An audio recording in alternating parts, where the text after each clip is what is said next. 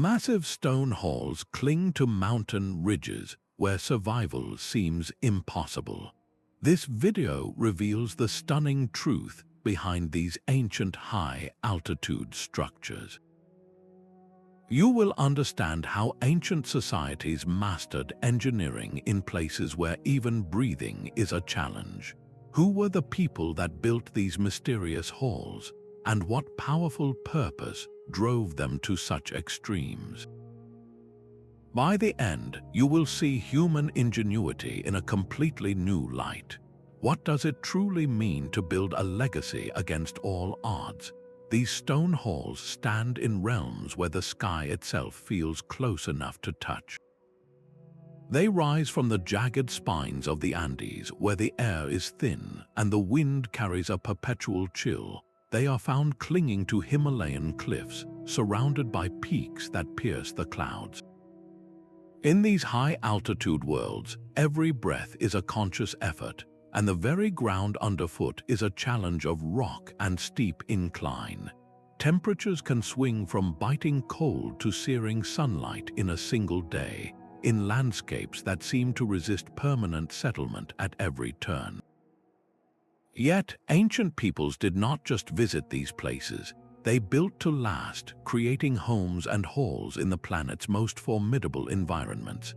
To understand how they managed this, we must grasp a brilliant survival strategy known as the vertical archipelago. This was not about conquering one single zone, but about mastering many. A community might cultivate crops in lower, warmer valleys, herd animals on high grassy plateaus, and extract unique resources from the highest rock and ice.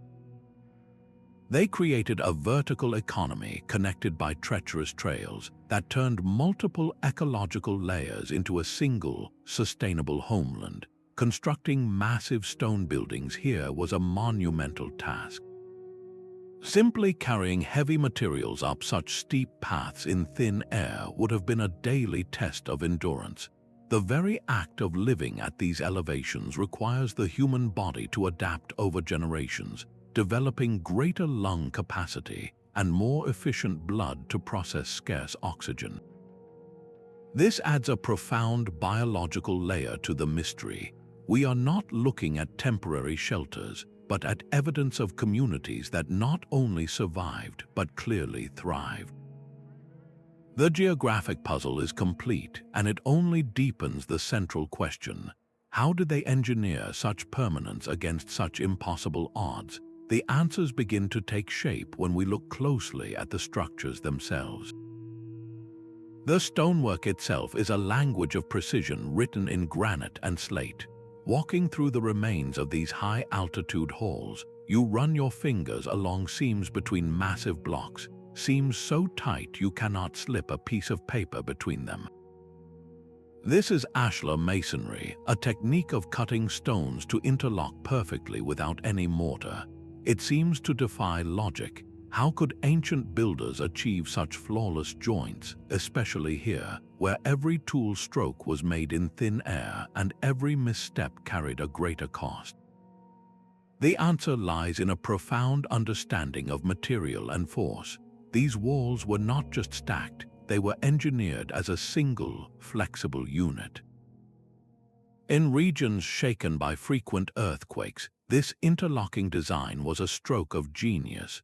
During a tremor, a mortared wall rigidly resists the movement and can crack apart.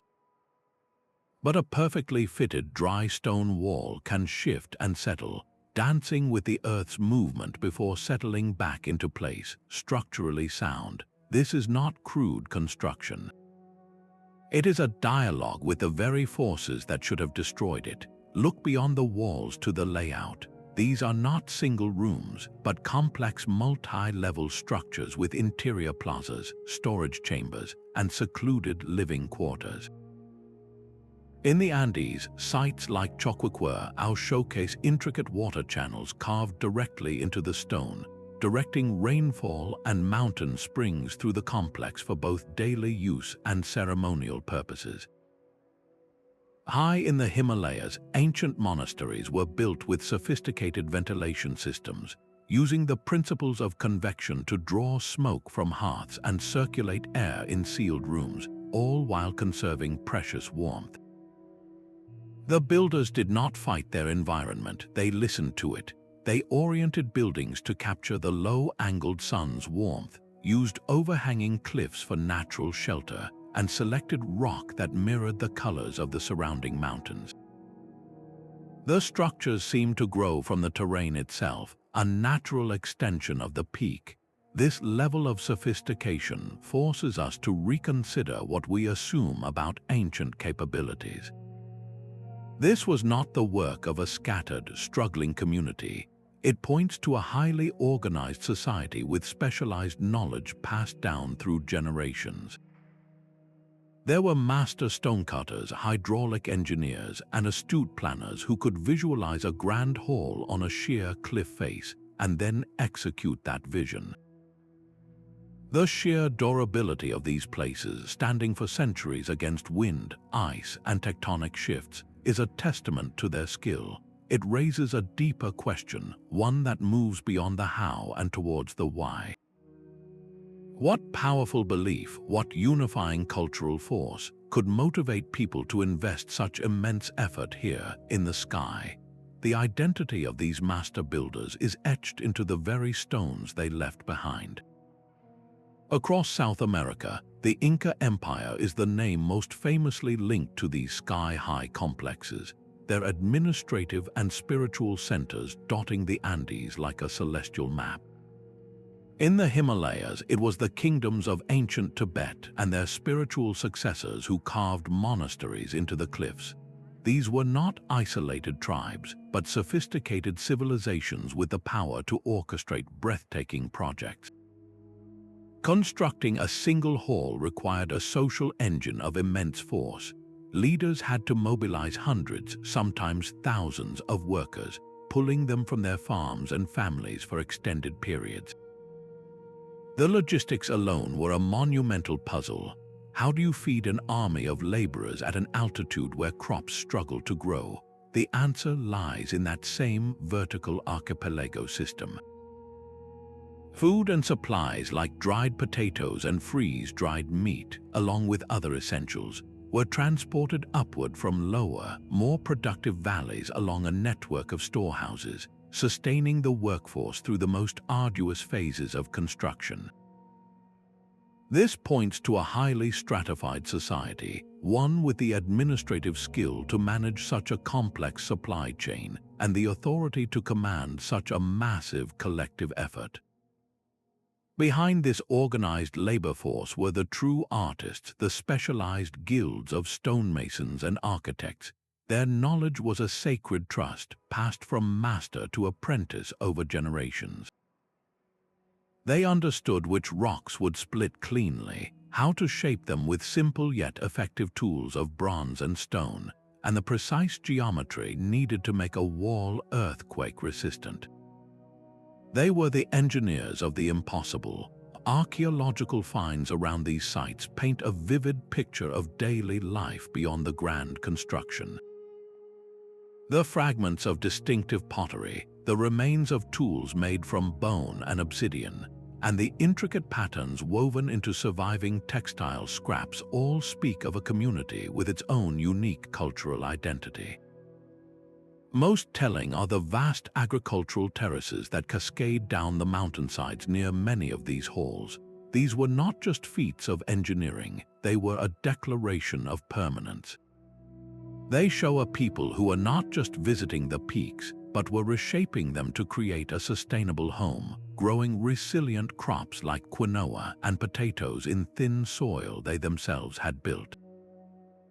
This was a society defined by its resilience and its profound adaptability, a community that found a way to not just endure in a harsh world, but to flourish within it. They were real people with families, traditions, and a shared vision powerful enough to lift stone upon stone toward the heavens. And that shared vision, that powerful why, is the final piece of the puzzle. What belief could possibly justify such an immense investment of human spirit and strength in a place where life itself was a daily struggle? The true purpose of these mountain halls unfolds not as a single answer, but as a tapestry of meaning woven from spiritual, practical, and celestial threads. To walk through their silent corridors is to walk through a space designed for many different aspects of life. One of the most compelling theories points to their role as ceremonial centers, sacred places meant to bridge the earthly and the divine. At sites like Machu Picchu, meticulously carved stone altars and platforms align with the rising sun during solstices, bathing the rock in a precise, golden light that would have marked sacred moments in the calendar. Archaeologists have found artifacts linked to spiritual practices, from delicate shell ornaments used in rituals to small, ceremonial chambers believed to be spaces for meditation and offerings to mountain deities. These were not just buildings, they were portals to another realm. Look upward and another layer of purpose is written in the stars. Some of these structures functioned as sophisticated astronomical observatories. Windows and doorways were often positioned to frame the rising of specific constellations or the path of the sun on critical agricultural dates. For a people whose survival depended on knowing when to plant and when to harvest, tracking the celestial cycles from such a high, unobstructed vantage point was a matter of life and death. This knowledge was power, allowing priests and leaders to predict seasonal changes and reinforce their connection to the cosmic order. Yet, the view from these heights also served a more grounded, strategic purpose. Perched on ridgelines, many halls command breathtaking views of the valleys and passes below, functioning as ideal military outposts or control points for trade routes. A community could monitor approaching caravans or potential threats from miles away. This strategic advantage was paired with immense practical utility.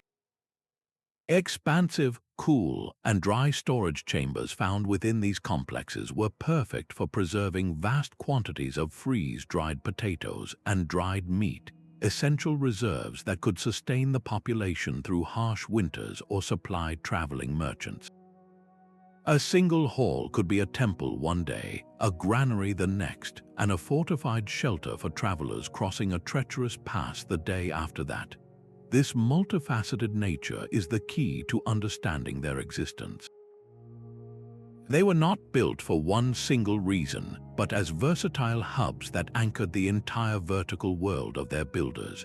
A place like Choqquequirao in Peru exemplifies this, combining agricultural terraces, ceremonial plazas, residential areas, and a complex water management system into one interconnected community in the sky. The immense effort of their construction was justified because they served every critical function of society, from the soul to the state, from the stars to the storehouse. This very versatility, however, forces us to confront the staggering scale of resources and labor that such ambitious projects demanded. The silence of these mountain halls is deceptive, for their creation was a symphony of controlled chaos. Every stone block in these walls tells a story of an epic journey. The quarries were often miles away, carved into distant mountainsides where specific types of granite or limestone could be extracted. Moving a single multi-ton block from such a place to a sheer cliffside construction site was a puzzle that would challenge modern engineers. Without wheels or draft animals suited to the steep terrain in the Andes, the primary solution was human strength and ingenious technique. Workers used earthen ramps, rope systems, and a network of log rollers. They would lever a massive stone onto a bed of smoothed logs, then pull it forward, constantly retrieving the logs from the back to place them in front, creating a continuous, slow-moving pathway. The sound must have been immense, the grinding of stone on wood echoing through the canyons, a testament to sheer, coordinated effort. But stone was only part of the equation. Consider the great wooden beams that once supported roofs. Timber for these often came from cloud forests at lower altitudes, requiring a different kind of logistical chain. These long, heavy logs were likely transported by large groups of people or, in some regions, by trains of pack animals like llamas, traversing narrow mountain trails that dropped away into dizzying ravines. The presence of bronze or copper tools used by the stonecutters points to another layer of complexity. The metals for these tools were likely mined, smelted, and traded from specialized communities, sometimes hundreds of miles away.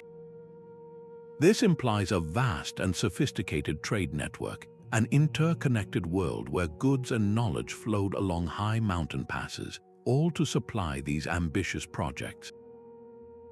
The sheer volume of labor involved is staggering to contemplate, feeding, housing, and organizing hundreds, perhaps thousands, of workers, porters, and craftsmen in such a remote and challenging environment was a monumental feat of administration. This was not a sporadic effort. It was a sustained, generations-long undertaking that required a society with a clear hierarchy, a pool of specialized labor, and an unshakable collective will. Every block set in place, every log hauled upward, was a victory against gravity and isolation. This logistical miracle forces a profound question. What could possibly compel a society to pour such immense resources into a place where simply surviving was an achievement? The answer may lie not in the stone itself, but in the world of ideas that gave these halls their true power. These structures were far more than shelters from the mountain cold. They were sacred maps of the cosmos. Their placement was deliberate, situated in what ancient peoples saw as liminal spaces, the powerful thresholds between the human world and the realm of the gods. The thin air and sweeping vistas were not inconveniences, they were essential features of a spiritual landscape. A mountain peak was not just rock and ice, it was an Apu, a living deity, a powerful protector that demanded respect and received offerings. Building a hall on the shoulder of such a being was an act of profound connection, a way to commune directly with the divine. This spiritual dialogue is etched into the architecture itself. Walk through the ruins and you will find that certain corridors or windows are not aligned by chance. They frame the rising sun on the winter solstice or point directly toward a neighboring sacred peak.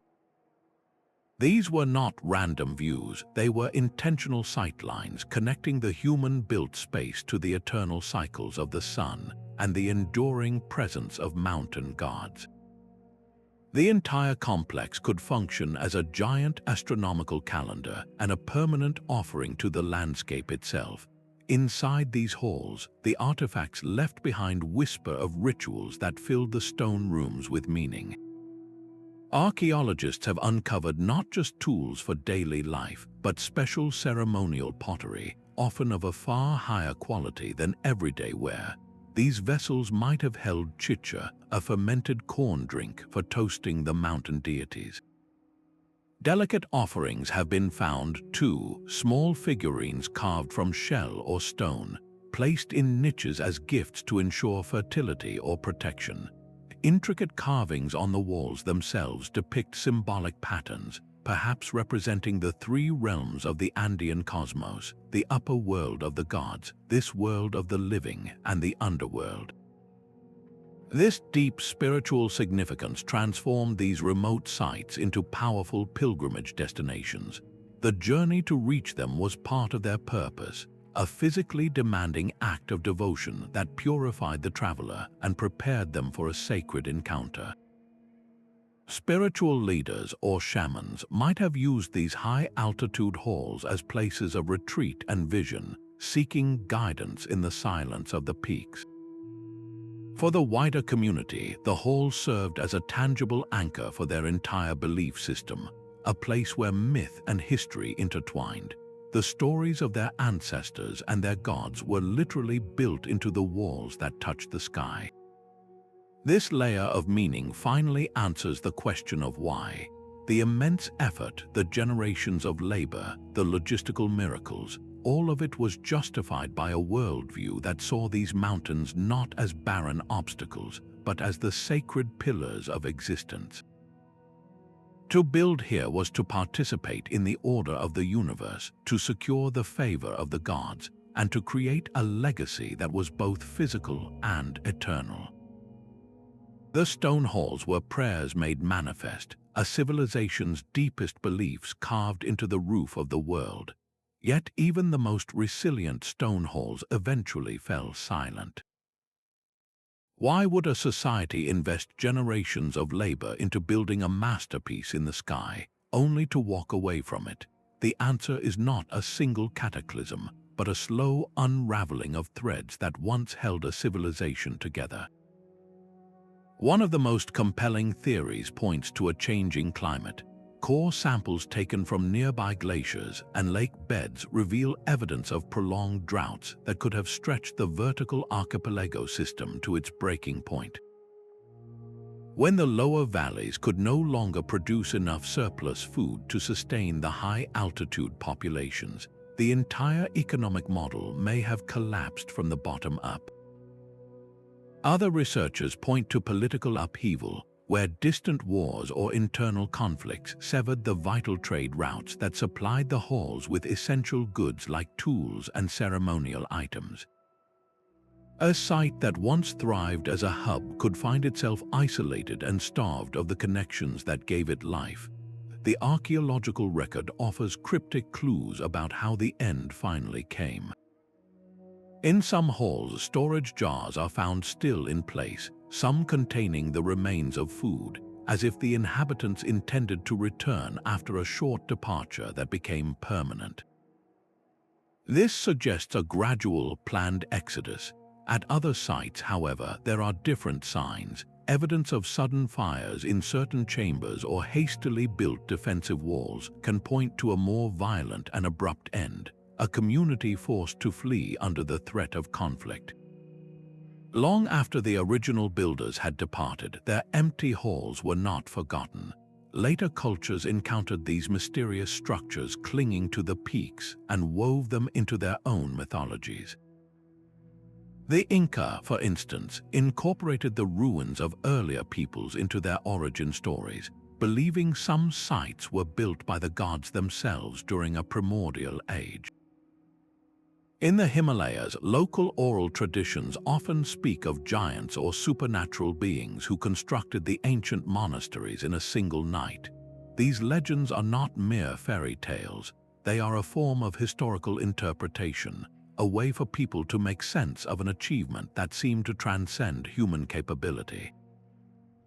The halls became sacred spaces all over again, their original names lost but their power to inspire awe undiminished. This transformation from a bustling community to a legendary ruin highlights a profound truth about human societies. Their greatest creations can outlive them by centuries, but they are not immune to the slow pressures of a shifting world or the sudden shock of a broken connection. The very silence of these places today is a testament to their fragility. They stand as monuments not just to human ingenuity, but to the complex and often delicate balance that sustains a civilization. Their story, however, did not end with their abandonment. The legacy of these sky-born halls continues to resonate, shaping the identity and imagination of the cultures that live in their long shadows, a living echo of a vanished world. The very air these builders breathed was different from our own. Long-term climate records, locked away in ancient ice cores and the layered sediments of mountain lakes, reveal that the world they inhabited experienced periods of relative warmth. These warmer interludes, lasting for centuries, were not merely a matter of comfort. They were a fundamental enabler of civilization at the roof of the world. During these times, the delicate agricultural zones of the vertical archipelago expanded upward. The tree line crept a little higher, and the growing season on high plateaus grew just long and stable enough to support reliable harvests of resilient crops like quinoa and certain potato varieties, which were specifically bred over generations to withstand cold nights and intense ultraviolet light. This favorable climate opened a window of opportunity, a period where the immense investment in stone halls made practical sense because the land itself could support the dream. But the climate of the high mountains is a pendulum, not a constant. The same natural archives that show us these warm periods also record the swing back. Evidence points to times of intensified cooling, where glaciers advanced down mountain valleys, reclaiming land and shortening growing seasons. More devastating still were the prolonged droughts indicated in ancient tree rings from the region. A series of exceptionally narrow rings in a long-dead tree tells a silent story of years, even decades, with insufficient rain. For a society dependent on a carefully balanced system of terraced agriculture and intricate water channels, a sustained drought was a direct threat to survival. The intricate irrigation systems, once a mark of their genius, might have run dry, their channels becoming mere decorative patterns on a barren landscape. This environmental perspective transforms these ruins from static monuments into a dynamic conversation between a society and its world. It shows us that their story is not one of a people conquering a passive landscape, but of a civilization navigating a partnership with powerful and shifting natural forces. Their resilience was not just in the stone walls they built, but in their deep understanding of the rhythms of their environment and their ability to adapt to its changes for as long as possible. When we see the remains of their sophisticated water management, the reservoirs and canals designed to capture every drop of mountain rainfall, we are seeing the physical manifestation of that adaptability. They were not just building against the mountains, they were learning to listen to them, reading the signs in the sky and the soil to sustain their sky-born communities for as long as the climate would allow. The stones themselves seem to hold a memory of the hands that shaped them. Each perfectly fitted block is a lesson in applied physics, a masterclass in using weight and angle to create unshakable stability. The builders understood that a wall was not just a barrier, it was a dynamic system.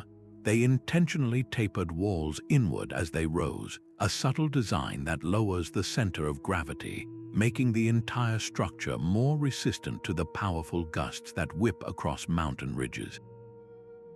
This was not guesswork, it was precise engineering. The corners of these halls are often bonded with interlocking L-shaped stones, creating a locked joint that distributes stress evenly and prevents the walls from pulling apart.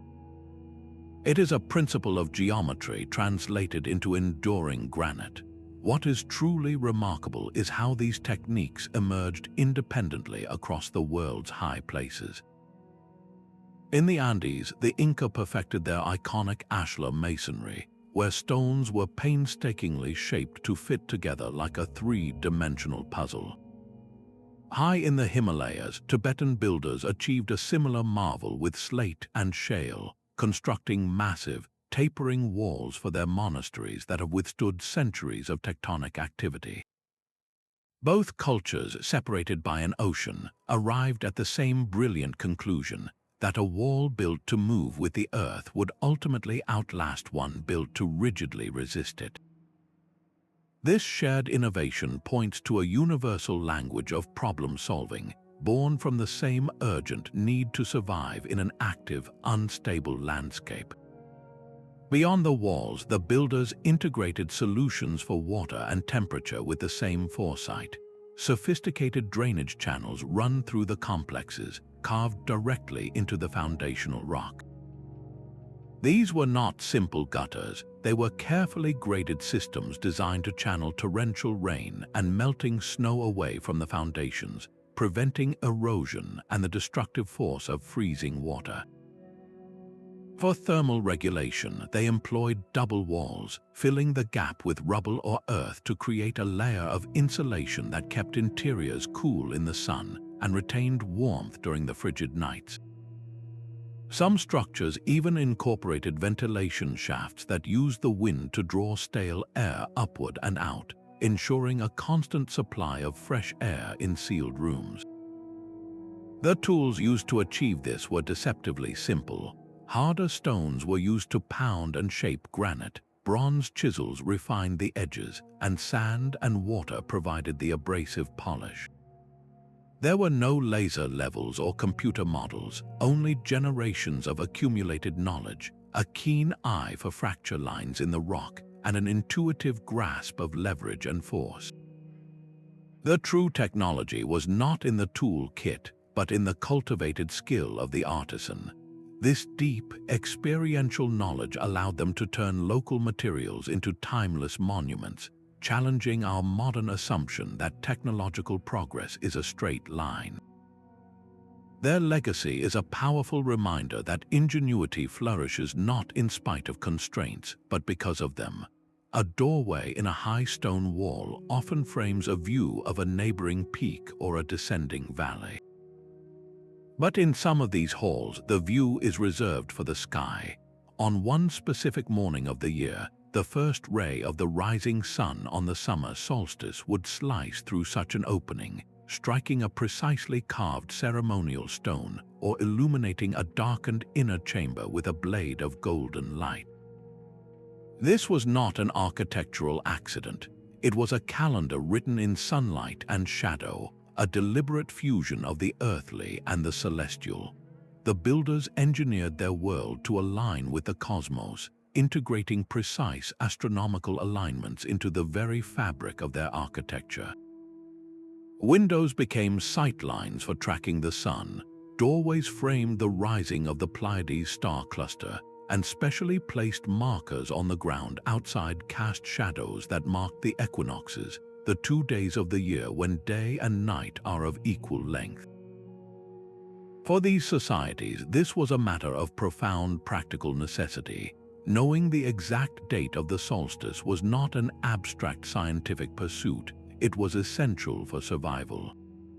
It told them when the rains would come, when to plant their crops in the high terraces, and when to harvest before the first frost. The entire agricultural cycle, the rhythm that fed their civilization, was governed by this celestial clock. But the purpose ran far deeper than a simple calendar. This astronomical precision was layered with spiritual meaning. The sun was not just a star, it was a deity, a life-giving father. The Milky Way was not just a band of light, it was a celestial river, a pathway for spirits. By building halls that physically interacted with these cosmic bodies, they were creating a permanent conduit between their community and the gods. A hall that captured the solstice sun became a place of power on that day, a stage for ceremonies where the ruler or high priest, bathed in this divine light, would reinforce their sacred connection to the cosmic order. These alignments transformed the architecture into a symbolic gateway. Passing through a doorway aligned with the winter solstice sunrise might have been seen as a ritual rebirth, stepping from the darkness of the year into the growing light. A chamber that only received light on the day the Pleiades reappeared in the dawn sky could have been used for initiation rites, marking a passage into a new stage of life. The entire complex functioned as a massive observatory and temple combined, a machine for living in harmony with the universe. This seamless blend of science and spirituality challenges our modern tendency to separate the two. For these builders, tracking a star and praying to a god were part of the same act of understanding their place in a vast, interconnected cosmos. The stones were their scripture, and the moving lights in the sky were its turning pages. The silence within these stone halls is not an empty void, but a canvas for sound. In the thin, crisp air of the high mountains, sound itself behaves differently, carrying farther and with a startling clarity.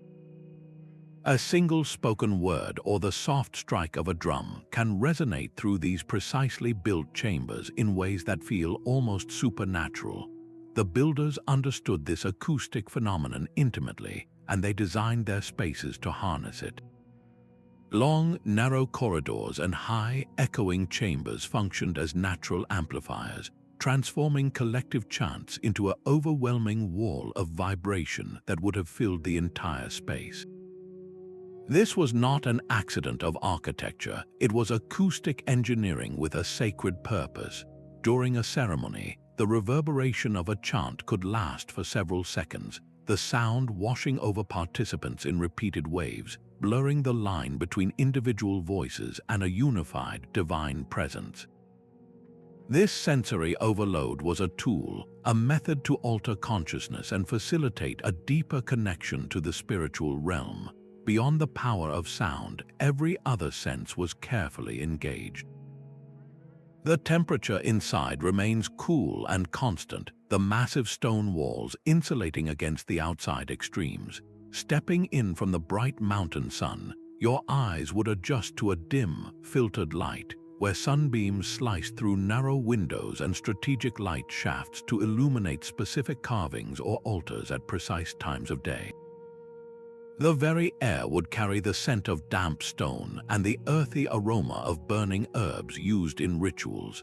This multi-sensory environment was meticulously crafted to induce a state of focused awareness or meditative trance, separating the participant from the mundane world and preparing them for a sacred encounter. The architecture was not merely seen, it was felt, heard, and experienced with the entire body.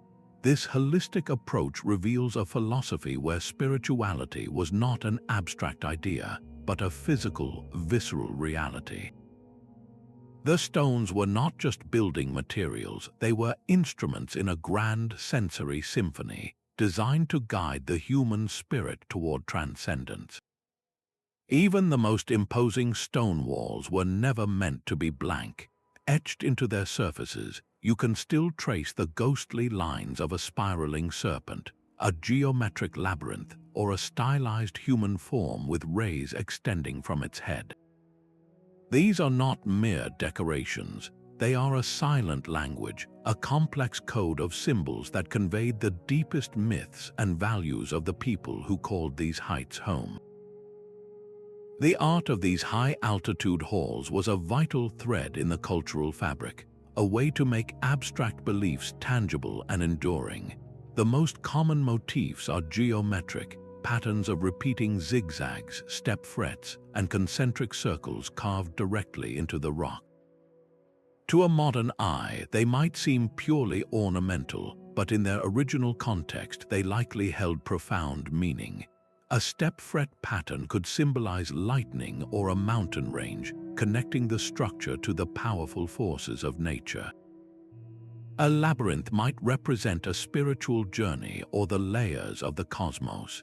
These designs were a visual shorthand for the community's understanding of the world. Alongside these abstract forms, we find vibrant representations of the animal kingdom. Condors with wings outstretched soar across stone lintels, representing messengers to the upper world. Pumas, symbols of earthly power and strength, are depicted in a stylized, almost hidden way, their forms woven into the patterns of a water channel or the corner of a plaza. In the Himalayas, we see the recurring image of the snow lion, a mythical creature representing fearlessness and the pristine joy of the enlightened mind. These animals were not just fauna, they were archetypes, embodying the qualities and spiritual forces the people revered.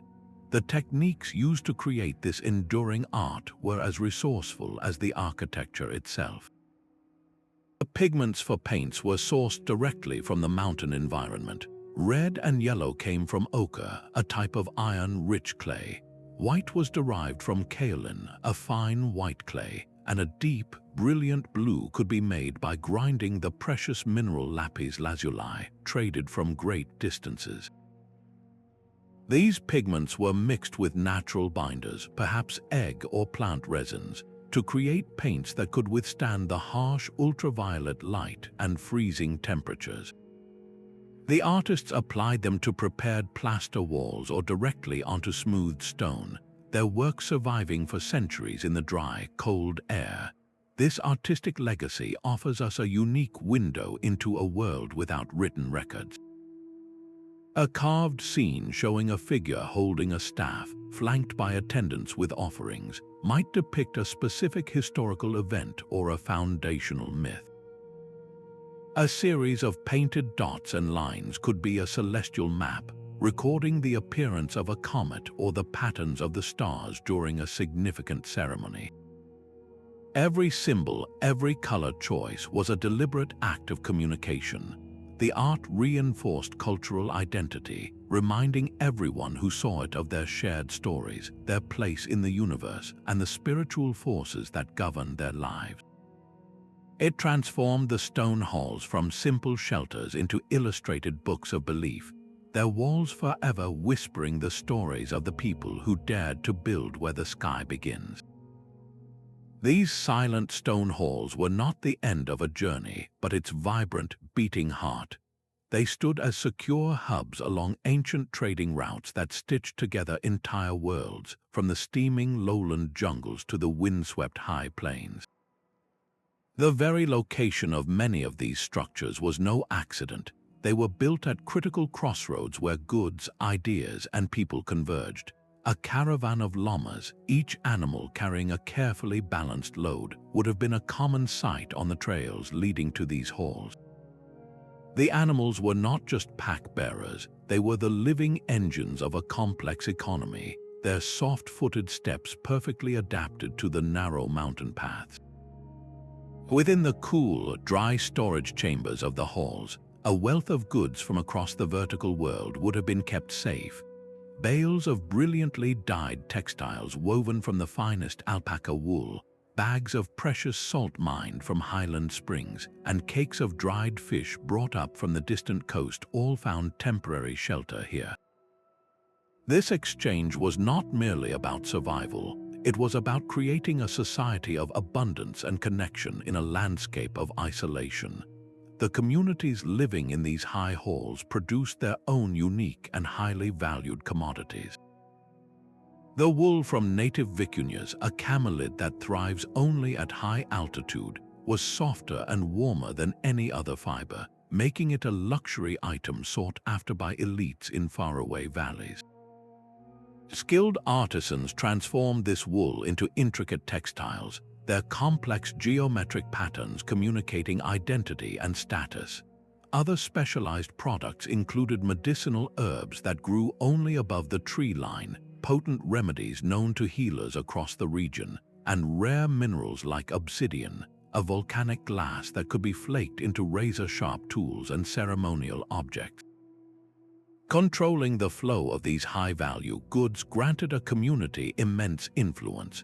A local leader who could guarantee safe passage for merchants through a high mountain pass held significant economic and political power. The ability to tax goods, provide secure storage, and regulate access to rare resources would have supplied the wealth and authority needed to organize the massive labor projects that built the halls in the first place. The grand plaza of a hall might have doubled as a bustling marketplace on certain days of the year, a cacophony of different languages and a vibrant display of cultural exchange. A farmer from a lower valley would barter his avocados and chili peppers for a supply of freeze-dried potatoes that could last through a lean season, while a metalsmith from a distant settlement might trade bronze tools for a bundle of precious vicuña wool. This economic perspective shatters the image of the isolated mountain outpost. These halls were dynamic centers, deeply integrated into extensive networks that spanned hundreds of miles. Their existence was made possible not just by what they could produce locally, but by their vital role in a much larger system of interdependence. The stones themselves were paid for by salt, textiles, and medicine, and the halls thrived because they were indispensable way stations in the great economic flow of the ancient world. This intricate web of exchange raises a final, human question. What became of the vibrant life that once pulsed through these stone corridors, and why did the music of the marketplace eventually fade into an enduring silence? Their commanding views across the valleys were not just for celestial observation. Look closely at the approach to these stone halls, and the path itself becomes a gauntlet.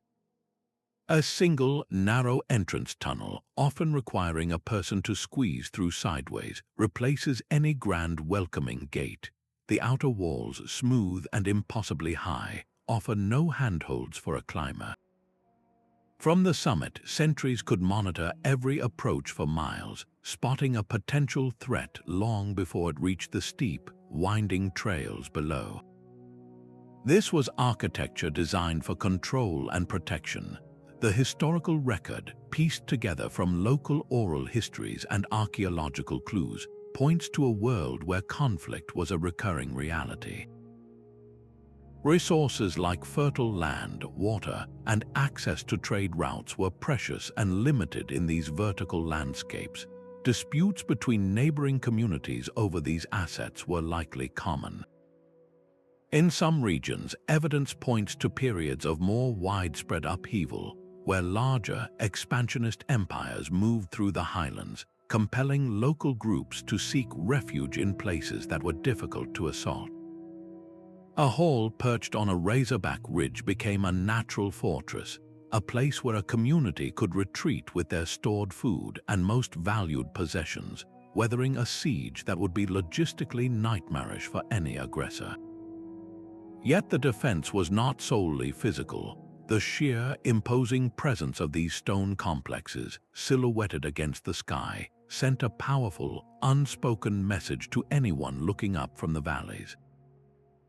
It projected strength, permanence, and a formidable capacity for organization. A society that could build such a masterpiece in the clouds was a society not to be trifled with. This symbolic deterrence was as crucial as any narrow entranceway. It communicated that the cost of challenging these high-altitude dwellers would be unacceptably high.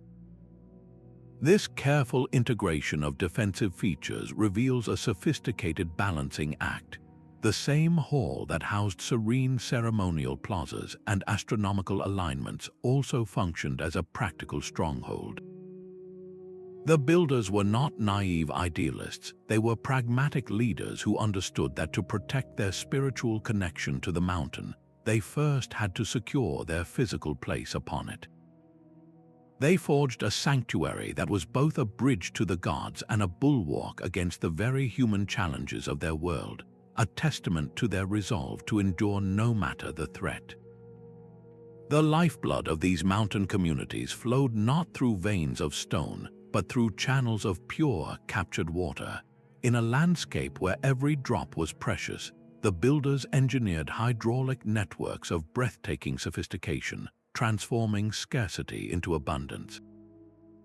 They began by listening to the mountain, identifying the precise points where natural springs emerged from the rock. These were not random occurrences. They were understood as gifts from the earth itself, often marked with small ceremonial structures or carved stones to honor the source. From these sacred origins, the water was guided. Masterfully carved stone canals, some wide enough to step across and others narrow as a hand, traced the contours of the terrain. The builders possessed an intuitive genius for hydrology, understanding the exact gradient needed to maintain a steady, gentle flow without causing erosion. These canals were the arteries of the settlement, directing water from high on the slopes down to every critical point. The journey of a single water molecule was a planned pilgrimage. It might first fill a large, stone-lined reservoir, a crucial reserve for the dry season.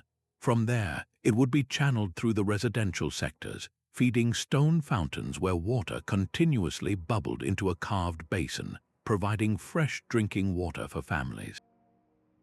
Another branch of the system would divert flow to the intricate agricultural terraces, seeping into the soil to nourish crops of potatoes and quinoa. A final, carefully measured stream might be directed into a ceremonial bath or a quiet channel running through a central plaza, its gentle sound a constant reminder of purity and life. This was not merely plumbing, it was a symbolic act. water was not just a physical resource, it was a spiritual one, deeply connected to ideas of fertility, cleansing, and the flow of life force. The careful integration of water into ceremonial spaces shows that its management was a sacred duty, a way of maintaining harmony with the powerful forces of nature. The entire system was a closed loop of sustainability, a testament to a profound ecological wisdom. They designed filtration systems using layers of sand and gravel to keep the water clean, and they built settling basins where silt would drop out before the water entered the storage tanks. This mastery of hydraulics was what made long-term settlement possible. It was the quiet, humming engine beneath the grandeur of the stonework, the practical miracle that allowed a civilization to truly call the sky its home. The steep mountainsides surrounding these halls were not barren rock, they were a cascading tapestry of green. Ancient builders transformed near vertical slopes into a stairway of fertile fields, each terrace a flat, contained garden held back by a retaining wall of fitted stone. This was not merely about creating flat land to farm, it was a masterstroke of environmental engineering. The stone walls absorbed heat from the sun during the day, radiating it back slowly through the cold night to protect tender seedlings from frost. Each level created its own unique microclimate, allowing a community to cultivate a diverse range of crops just by moving a few hundred feet up or down the mountain. On the lower, warmer terraces, they might grow squashes and beans, while the highest, coldest levels were reserved for the hardiest tubers. This system also solved the constant threat of erosion. On a raw slope, a heavy rain would simply wash the thin soil away, but the terraces acted like a series of gentle hands catching the rainfall, allowing it to soak deep into the ground and preventing the land itself from slipping down the mountain. The soil within these terraces was not left to chance. It was a carefully crafted recipe. Farmers would mix the existing mountain soil with nutrient-rich guano, seabird droppings brought up in trade from the distant coast, and with silt from nearby lake beds. They created raised beds and composted with any available organic matter, building a deep, fertile loam that could sustain generations of harvests in a place where nature offered very little. The crops themselves were a testament to selective breeding over centuries. They cultivated thousands of varieties of potatoes, each one developed for a specific purpose, some resistant to frost, others to drought. Quinoa, a grain that thrives in poor soil and thin air, became a protein-rich staple.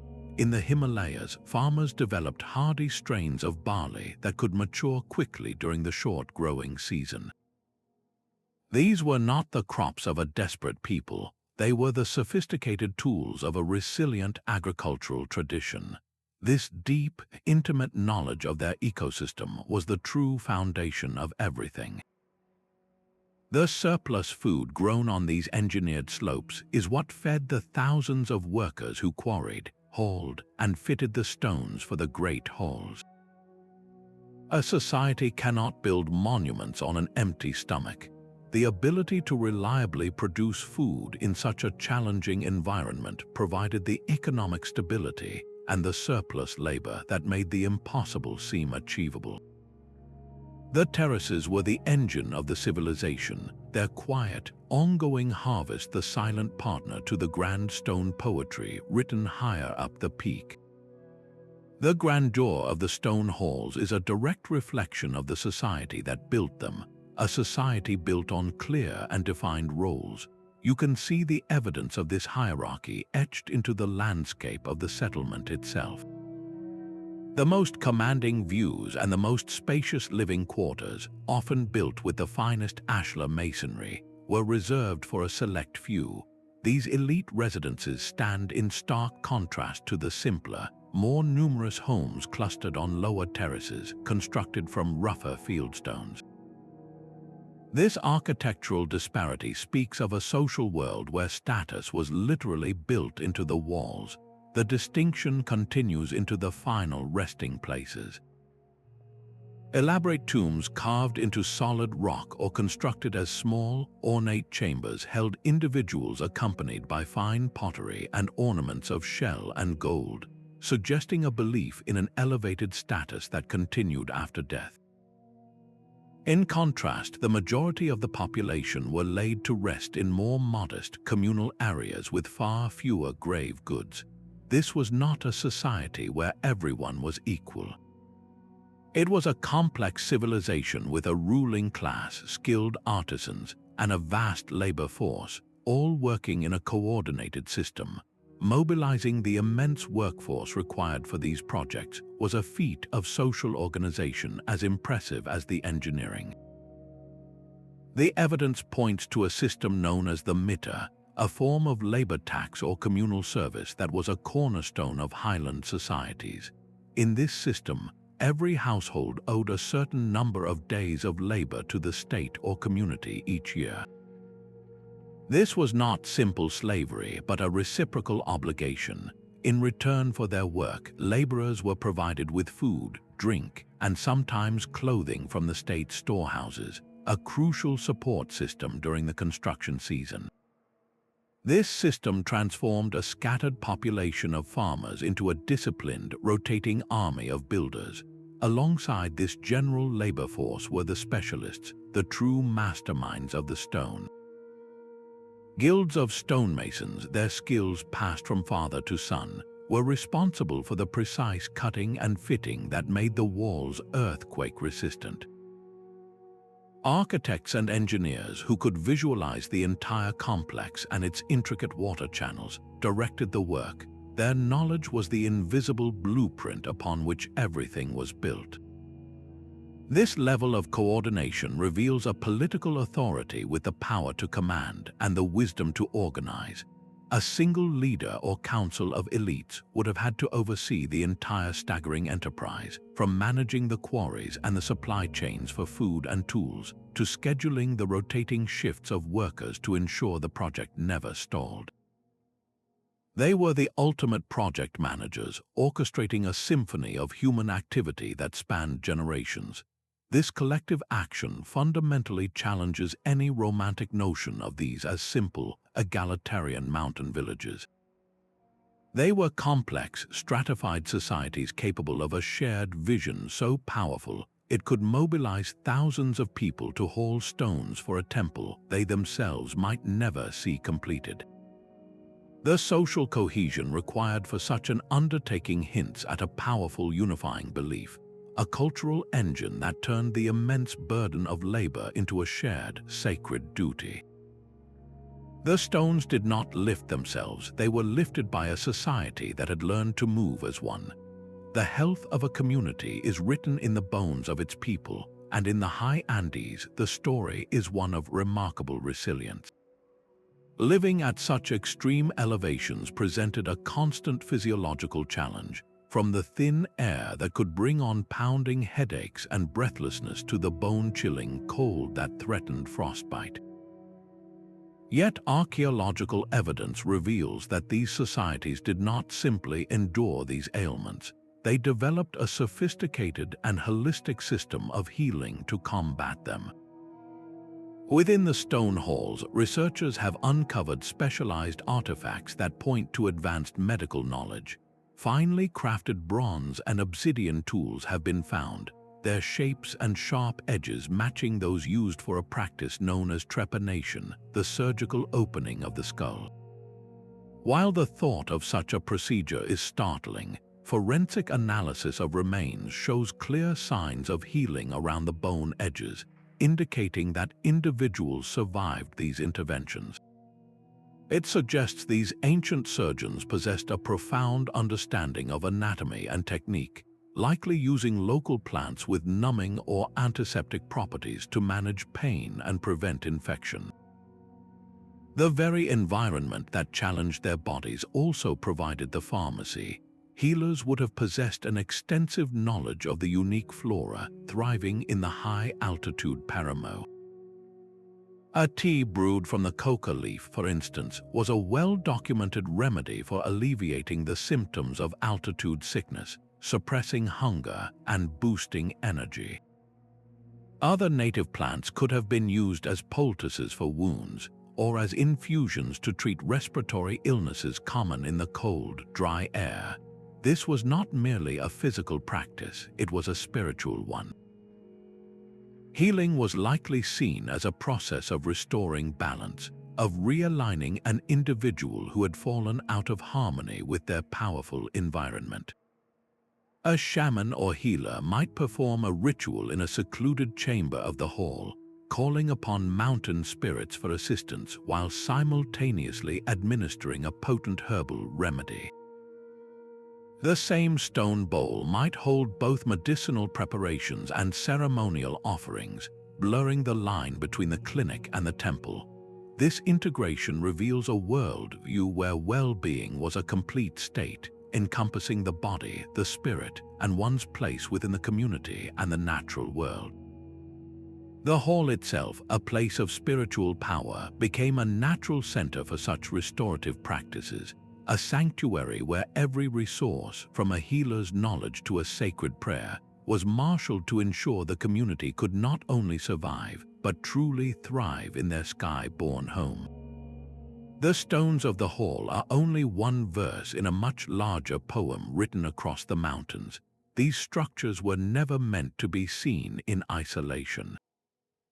They are anchors in a vast ritual landscape, a sacred geography where every peak, spring, and pathway was imbued with spiritual meaning. This practice, known as geomancy, was the art of aligning human construction with the invisible energies and visible forms of the natural world. The location of a hall was not chosen for convenience, but for its relationship to the surrounding tapestry of power. A spring emerging from the base of a cliff was not just a water source, it was a living deity, and a hall would be positioned to honor that relationship. A towering, snow-capped peak was an Apu, a mountain god, and the building would be carefully oriented to face it, its doorways and windows framing the sacred summit as a permanent object of veneration. This created a web of intentional sightlines connecting the human realm directly to the divine. Ceremonial pathways physically wove this cosmic order into the land itself. These were not the most efficient routes between points A and B. They were deliberately designed journeys that led a pilgrim past a series of spiritually charged locations. The path might first ascend to a hall, then curve around to a sacred rock outcrop carved with symbolic patterns, then descend to a quiet pool considered a portal to the underworld, before finally culminating at the main plaza. Walking this route was an act of devotion, a physical tracing of the community's spiritual map. These landscapes came alive during seasonal festivals and rites of passage. Imagine the journey of a young person approaching adulthood. Their initiation might involve a pilgrimage through this sacred geography, spending a night in a secluded hall high on the mountain to seek a vision, their personal transformation mirrored by the powerful landscape around them. The entire ritual landscape functioned as a massive, open-air temple, reinforcing cultural identity by binding every individual's life story to the eternal cycles of the earth and sky. This perspective transforms our understanding completely. The hall is not a solitary monument. It is a single instrument in a great celestial orchestra, its meaning fully realized only when heard in harmony with the mountain it rests upon, the springs that feed it, and the pathways that connect it to the heavens. This deep, symbolic connection between architecture, nature, and cosmology reveals a civilization that saw itself as an inseparable part of a living, breathing universe. They were not building on the land, they were weaving their structures into its very soul. Long after the last stone was set, the voices began. The great halls did not simply stand empty in the collective memory. They were given a second life in story and song, their origins transformed into epic tales told and retold for generations. Local legends often bypass human builders entirely, speaking of a time when gods and giants walked the earth. In one widespread myth from the Andes, these structures were not built at all, but were formed when the tears of a sun god solidified upon touching the mountain peaks, creating instant, perfect dwellings for his chosen people. In the Himalayas, ancient oral traditions describe monasteries being constructed in a single night by powerful beings known as the 100,000 songsmiths, who shaped the rock with sacred chants rather than tools. These are not simple fables, they are profound cultural statements. By attributing the work to divine or supernatural forces, the stories elevate the halls beyond human achievement, rooting them in a primordial, sacred time that gives the community a distinguished and timeless identity. The storytellers and ritual specialists who carried these narratives were the living libraries of their people. In a world without written words, these individuals held a sacred trust. They were masters of memory, trained from a young age to recite lengthy genealogies and epic creation stories with flawless accuracy. During community gatherings in the stone plazas or around evening fires, the storyteller's voice would rise and fall, weaving a tale that explained not just how the hall was built, but why it was placed on that specific ridge and what pact was made with the mountain spirit to allow it. These performances were far more than entertainment. They were a primary method of education, a story about a cultural hero who outwitted a mountain demon to learn the secret of fitting stones might encode vital engineering principles about seismic stability. A legend describing a great flood that washed away a poorly built settlement could be a distant memory of a real environmental disaster, serving as a cautionary tale about choosing the right location and building techniques. The moral lessons were equally vital, reinforcing social cohesion and the values necessary for survival in a harsh world. Tales often highlighted the virtues of collective labor, humility before the mountain gods, and the wisdom of ancestral knowledge. This rich tapestry of oral history offers a unique lens, one that archaeology alone cannot provide. While a trowel can uncover the bones of a structure, a myth can reveal its soul, showing how the people themselves understood their place in a universe filled with powerful, intelligent forces. These stories ensured that long after the last resident had departed, the halls were never truly abandoned, for they continued to live on, vibrant and full of meaning, in the breath of every storyteller who kept their legend alive. The first outsiders to reach these stone halls were not archaeologists, but adventurers and fortune sevkars, drawn by local legends of a lost city in the clouds. They arrived with little more than crude maps and sheer determination, hacking through dense cloud forest and scaling treacherous cliffs to finally lay eyes on the silent, overgrown ruins. Their accounts, filled with awe and often exaggeration, sparked a global fascination, but it was the arrival of true scientific expeditions that began to methodically peel back the layers of time. These early archaeologists faced a monumental task, confronting not only the altitude but a landscape that actively fought to reclaim its secrets with relentless vegetation and landslides. The history of understanding these places is a story of persistence against the elements. One of the greatest challenges was, and remains, the sheer logistics of high-altitude excavation. Every piece of equipment, from trowels and brushes to tents and food, must be carried up miles of steep, narrow trails on the backs of porters or pack animals. The thin air saps energy, making even simple digging an exhausting effort, and sudden weather shifts can halt work for days, with blizzards possible even in summer. Preserving finds is another constant battle. A delicate textile fragment or a wooden artifact, perfectly preserved for centuries in the dry, cold air, can begin to deteriorate within hours of exposure, if not immediately conserved with specialized materials that are incredibly difficult to transport and use in such remote field conditions. Yet the rewards of this painstaking work have been profound, fundamentally reshaping our theories. At a site like Machu Picchu, the meticulous work of Hiram Bingham's expeditions in the early 20th century, followed by decades of subsequent research, revealed the complex urban plan, moving the narrative from a mythical lost city to an understood royal estate with distinct ceremonial, agricultural, and residential sectors. Perhaps the most illuminating discoveries have come from intact burial contexts found in secluded caves and tombs. These resting places have yielded individuals wrapped in exquisite textiles, accompanied by finely crafted ceramic vessels that likely held food and drink for their journey, and personal ornaments of shell and spondylus, a spiny oyster sacred in Andean cosmology. Such finds shifted the perception of these halls from isolated fortresses to deeply spiritual centers where the community honored their ancestors and prepared them for an afterlife.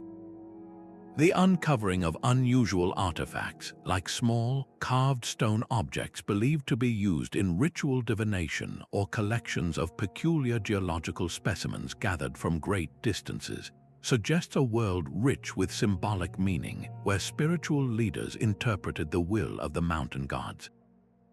Each excavation season writes a new chapter.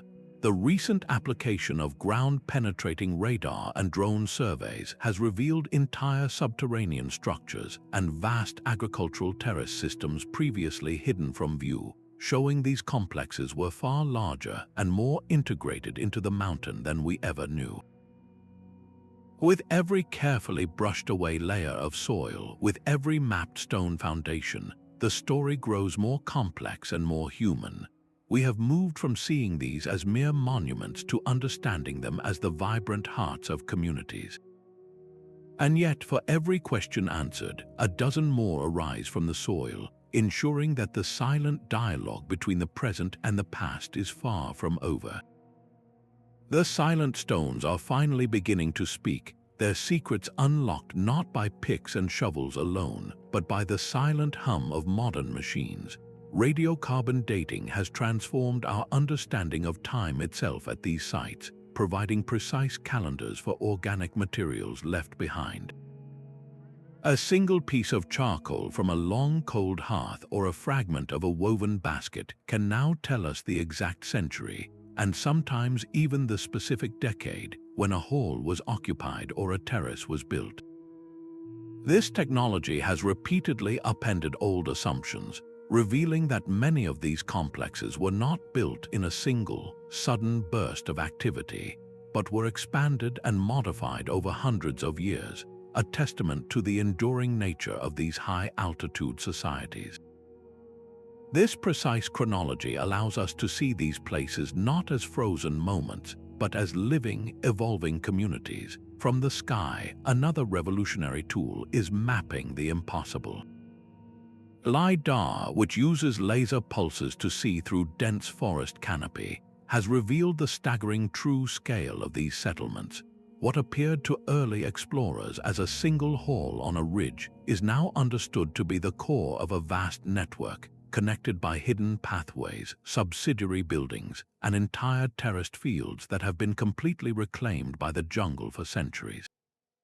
This bird's-eye view has uncovered ceremonial plazas and intricate water systems previously invisible from the ground, showing that these were not isolated outposts but the central hubs of extensively engineered landscapes. We are only now, for the first time, seeing the full canvas upon which these ancient builders worked. The story becomes even more intimate when we turn to the human remains found in these high places. Isotopic analysis of bones and teeth acts like a chemical diary of a person's life. The specific variants of elements like strontium and oxygen locked in tooth enamel reflect the geology of the water a person drank as a child, effectively marking their place of origin. Nitrogen and carbon isotopes reveal a lifetime's diet, distinguishing between those who primarily ate maize, those who relied on marine resources, or those who consumed a great deal of animal protein. These analyses have yielded stunning results, showing that individuals buried in a single hall often came from vastly different geographic and ecological zones. Someone who grew up by the sea might be found resting eternally in a mountain citadel, while a person from the high plains might be discovered in a valley settlement. This is powerful, direct evidence of the vertical archipelago in action, proof of constant movement, intermarriage, and integration across great distances and altitudes. DNA studies add another profound layer, tracing lineages and uncovering family relationships. Recent genetic work has shown that many of the elite individuals buried in the finest tombs were not necessarily biologically related to the local laboring population, suggesting that political power in these societies could be based on a shared ideology or economic control rather than solely on kinship. Other DNA evidence has revealed surprising long-distance connections, with genetic markers pointing to origins hundreds of miles away, confirming that trade and cultural exchange networks were far more extensive than previously believed. These findings challenge the old model of isolated mountain kingdoms, replacing it with a dynamic picture of interconnected regions. The true power of this new understanding emerges when these disciplines converge. An archaeologist working with a climatologist can now correlate the abandonment of a terrace system with a prolonged drought identified in ancient lake sediments. A geologist can help source the exact quarry of a particular stone block, tracing the route it traveled to reach its final destination. This interdisciplinary approach is weaving a single, coherent narrative from 1,000 separate threads. It demonstrates that the investigation is far from over, it is accelerating. Each technological advance provides a new lens, and with each new look, the mystery deepens, becoming not simpler, but richer and more human. The work of understanding these sky-born halls is a conversation between the past and the future, where every answered question simply reveals a more fascinating one waiting just beneath the stone. The past is not a closed book for the communities who live in the shadows of these stone halls. For them, these structures are not abandoned ruins but active parts of their spiritual geography, places where the voices of their ancestors still echo in the wind. Indigenous knowledge, passed down through generations in stories and songs, provides a living lens through which to interpret the silent stones. Where an archaeologist might see a curiously shaped rock, a local elder might identify a specific altar for offerings to Pachamama, the Earth Mother. This deep, culturally embedded understanding often reveals the purpose of a feature that scientific inquiry alone could only guess at. The connection is kept vibrant through ongoing practices, like annual pilgrimages to the sites during specific festivals. These journeys are not tours, they are acts of remembrance and renewal, where communities reaffirm their identity and their enduring relationship with the land their ancestors so masterfully shaped. This living heritage has also sparked powerful movements of cultural revival and preservation. In many regions, local communities are now at the forefront of efforts to protect these sites, not as static monuments for tourists, but as sacred landscapes integral to their cultural survival. They are training as guides, sharing their oral histories on their own terms, and in some cases, leading careful restoration projects that honor traditional building techniques and spiritual protocols. This shift highlights a crucial ethical dimension to the entire endeavor of uncovering the past. The era of the outside explorer arriving to extract artifacts and interpretations is rightly giving way to a model of collaboration. Ethical archaeology now recognizes that the most complete understanding emerges when scientific methods work in partnership with indigenous knowledge. It requires listening, respecting that some areas may be too sacred for excavation, and acknowledging that the community holds a sovereign right to their own heritage. This collaborative perspective transforms the mystery. It tells us that the story of the high-altitude halls is not finished. It is still being written, remembered, and celebrated by the direct descendants of the very people who dreamed them into existence against the sky. Their continuous thread of memory offers the most vital clue of all, that the greatest mystery is not how these places were built, but what they still mean to the human spirit today. The impulse to build where survival seems unlikely is a story written across the entire planet, far beyond these mountain peaks. If we shift our gaze from the thin air of the Andes to the scorching sands of the Arabian desert, we find a parallel mystery in the great mud brick forts that rise from the dunes. Like the high-altitude halls, these desert citadels were hubs of civilization in a landscape that appears utterly hostile. The builders faced a mirror image of the mountain challenge, swapping oxygen scarcity for water scarcity. Their ingenious response was not intricate stone fitting, but the mastery of hydraulics and thermal regulation.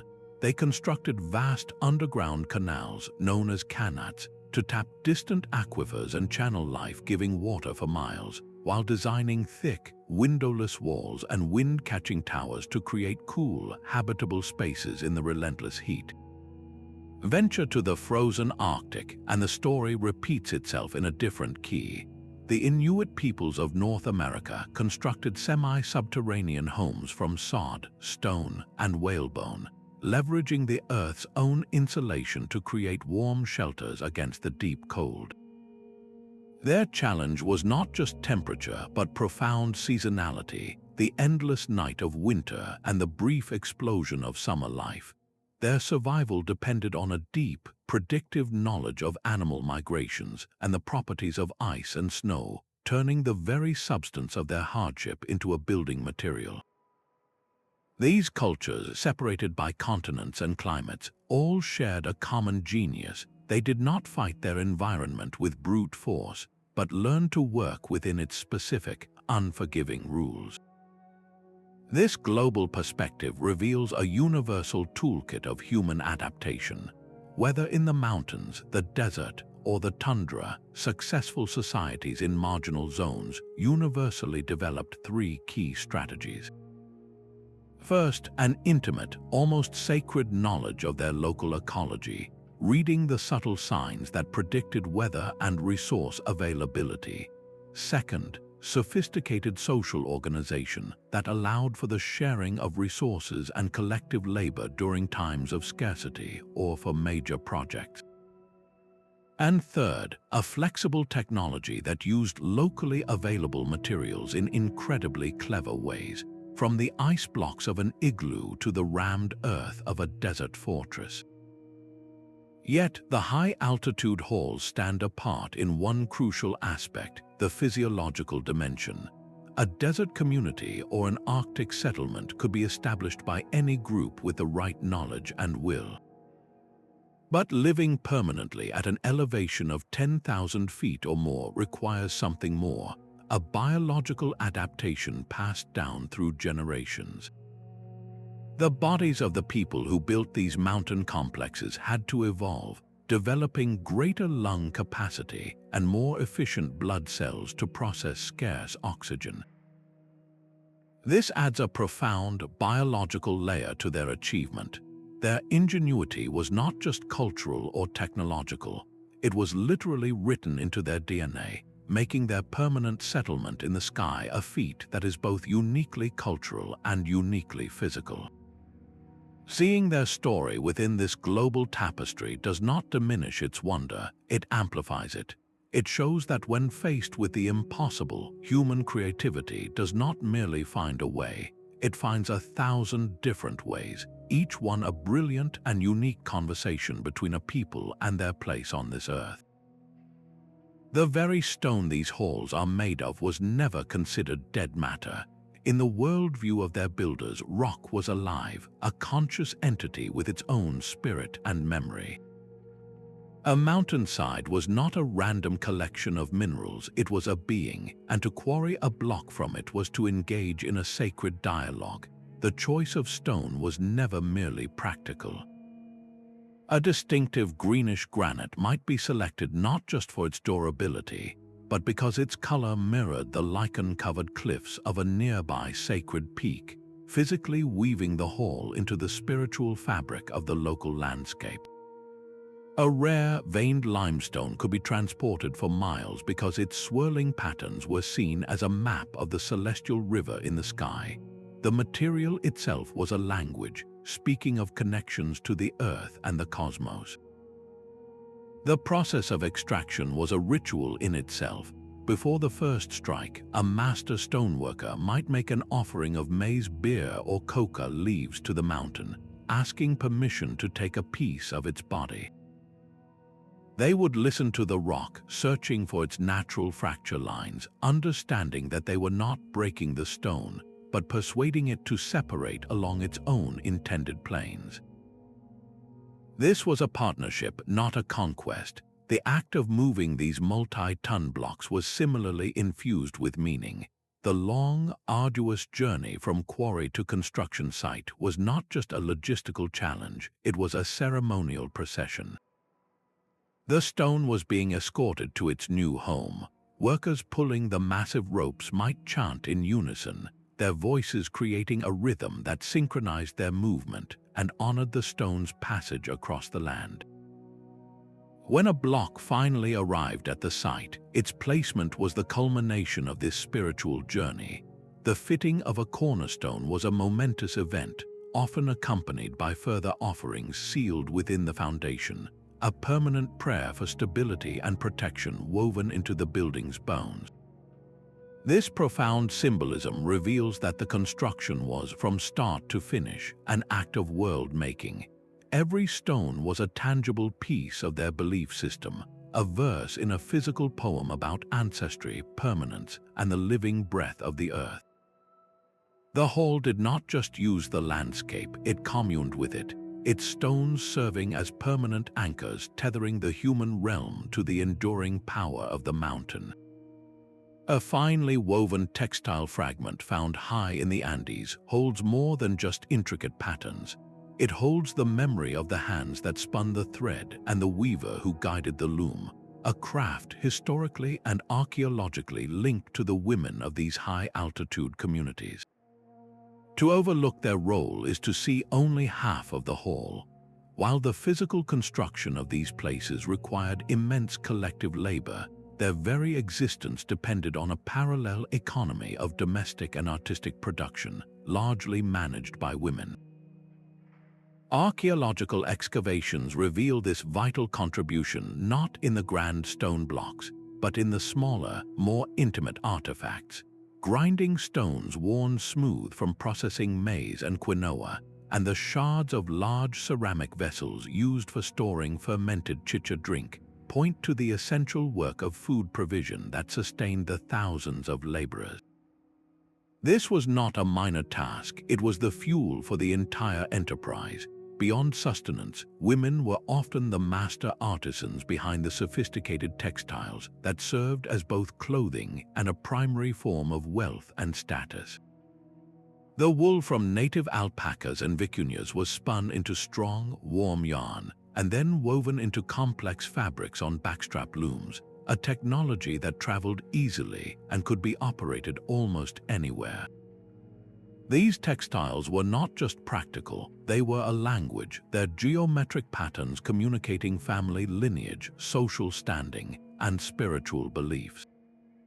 A community's ability to produce such high-value goods for trade would have been crucial for acquiring resources not available locally, meaning the weaver's artistry directly contributed to the economic engine that built the stone halls. When we consider positions of authority, the evidence, though less direct, is compelling. In the spiritual realm, the mythology of these mountain cultures is rich with powerful female deities. The Andean Earth Mother, Pachamama, was the central life-giving force, a goddess of fertility and agriculture who demanded respect and offerings. The presence of small, finely made female figurines, often found in ceremonial contexts within the halls, suggests that women may have served as priestesses or ritual specialists, acting as intermediaries to these powerful beings. The discovery of high-status burials containing women accompanied by ornate weaving tools and exotic shell ornaments indicates that specialized knowledge and skill could elevate a woman's standing, granting her influence and reverence within the social hierarchy. This more complete picture reveals a society where gender roles were likely complementary and interdependent. The grand, enduring halls were not the achievement of a single gender, but the legacy of an entire community working in a complex, coordinated system. The strength of the stone was matched by the strength of the thread, and the vision of the architect was fulfilled by the diligence of the weaver and the provisioner. To recognize this is to move from a mystery of stones to a story of people, a far richer and more human understanding of the world they built together in the clouds. A perfectly carved stone channel in one of these high halls was not built for water alone. It was designed with a specific width and a gentle, consistent grade, a pathway engineered for the soft-footed tread of a train of llamas bringing goods up from the valleys. These animals were the indispensable partners in the high-altitude experiment, the living, breathing infrastructure that made everything else possible. Their domestication was not a convenience, it was the very foundation upon which these sky-born societies were built. The llama, with its padded feet that did not damage fragile mountain trails and its ability to thrive on sparse, high-altitude vegetation, was the primary beast of burden. A single animal could carry nearly 100 pounds of goods, connecting the vertical archipelago by moving salt, dried fish, and maize upward, and bringing down precious wool and medicinal herbs. Alongside them, their smaller cousins, the alpacas, were bred for one thing: their incredibly soft, warm, and luxurious fleece. This wool was a primary economic engine, spun and woven into textiles that were as valuable as currency. High in the Himalayas, a parallel story unfolded with the yak. This massive, shaggy bovine was a walking survival kit, providing meat, milk that could be churned into butter, and long, coarse hair that was woven into the black tents of nomads and the ropes used in construction. Its dried dung was often the only available fuel on the treeless high plains. The success of these civilizations hinged on this symbiotic relationship with the animals they had mastered. Within the stone halls themselves, the evidence of this deep bond is etched into the very floors. Archaeologists have uncovered the remains of these animals in contexts that speak volumes. In some secluded chambers, carefully arranged skeletons of young llamas have been found, often accompanied by small, ceremonial offerings. This points to their role in sacred rites, where their lives were given as a supreme offering to the mountain gods, a gesture intended to ensure fertility, rain, or protection for the entire community. In other, more domestic areas, the bones of older animals show signs of butchery for food, a practical and respectful use of a creature that had served its community in life. This was not a relationship of simple ownership, but one of profound interdependence and symbolic meaning. The art that adorns the walls of these places brings this symbolism to life. Stylized carvings of condors, seen as messengers who carried prayers to the upper world, gaze down from lintels. The puma, a symbol of raw power and earthly authority, is woven into the patterns of textiles and the carvings on ceremonial vessels.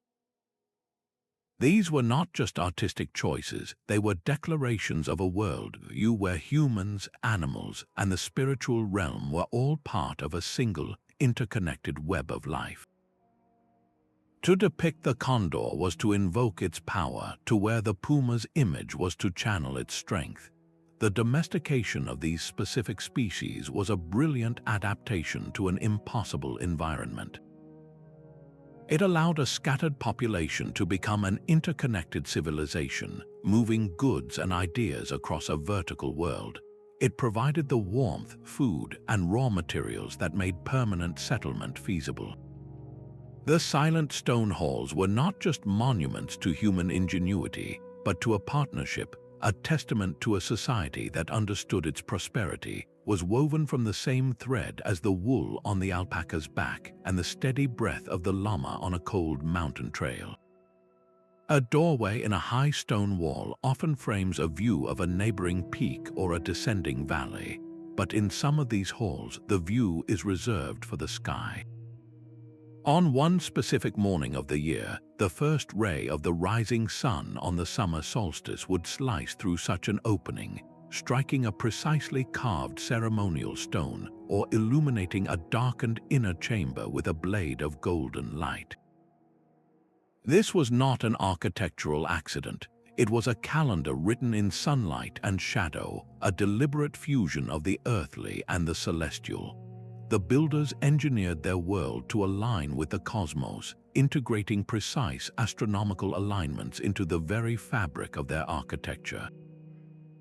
Windows became sightlines for tracking the sun, doorways framed the rising of the Pleiades star cluster, and specially placed markers on the ground outside cast shadows that marked the equinoxes, the 2 days of the year when day and night are of equal length.